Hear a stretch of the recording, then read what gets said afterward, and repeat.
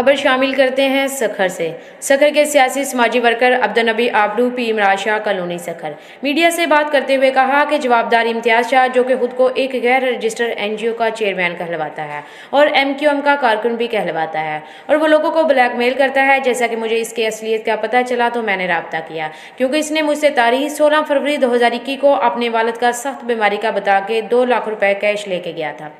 जो कि अब पैसे वापस का बोल रहा हूँ तो वो साफ साफ जवाब दे रहा है कि पैसे वापस नहीं दूंगा, अगर तंग करेगा तो मैं आपके खिलाफ सोशल मीडिया पर और इलेक्ट्रॉनिक मीडिया पर झूठी खबरें चलाऊंगा और झूठे एफआईआर भी कराऊंगा। इसके साथ साथ मौतमार धमकियां भी दे रहा है। मजीद मीडिया से बात करते हुए कहा कि हमने एसएसपी ऑफिस और खद के एसएचओ साहब को दरखास्त दी है कि अभी तक इंतजामिया ने कोई कानूनी रास्ता नहीं इख्तियार किया। मजीद उन्होंने कहा कि जवाबदार नामलूम लोगों को भेजकर कानूनी रास्ता इख्तियार न करे, मौतमार धमकियां भी दी जा रही हैं। मैं अपील करता हूं एसएसपी साहब, डीआईजी साहब, आईजी सिंध साहब और आला अफसरान को, जो कि जवाबदार के खिलाफ एफआईआर करके कानूनी कार्रवाई अमल में लाई जाए।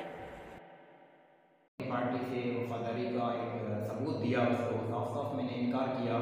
तो फिर वो जो है ज़ातियात पर उतर आया और मुझे जो है वो धमकियां देने लगा कि भाई मैं जो है आपके खिलाफ कानूनी कार्रवाई करूंगा, मैं आपके खिलाफ जो है झूठी एफआईआरें करवाऊंगा, मैं आपके खिलाफ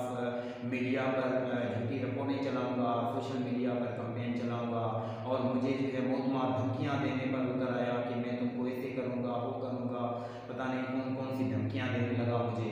कि मैंने बोला भाई ठीक है, अगर आप कर रहे हो तो कोई मसला नहीं है, मैं आपकी इस धमकियों में आने वाला नहीं हूँ। अगर मैं एक सियासी पॉलिटिकल एक वर्कर हूँ तो मैं काम कर रहा हूँ, अगर आप मुझे ज़ातियात पर उतर आए हैं तो कोई मसला नहीं है। तो इस हवाले से मैं आज आला इदारों को रिक्वेस्ट करता हूँ कि बराए मेहरबानी मुझे इंसाफ फराहम किया जाए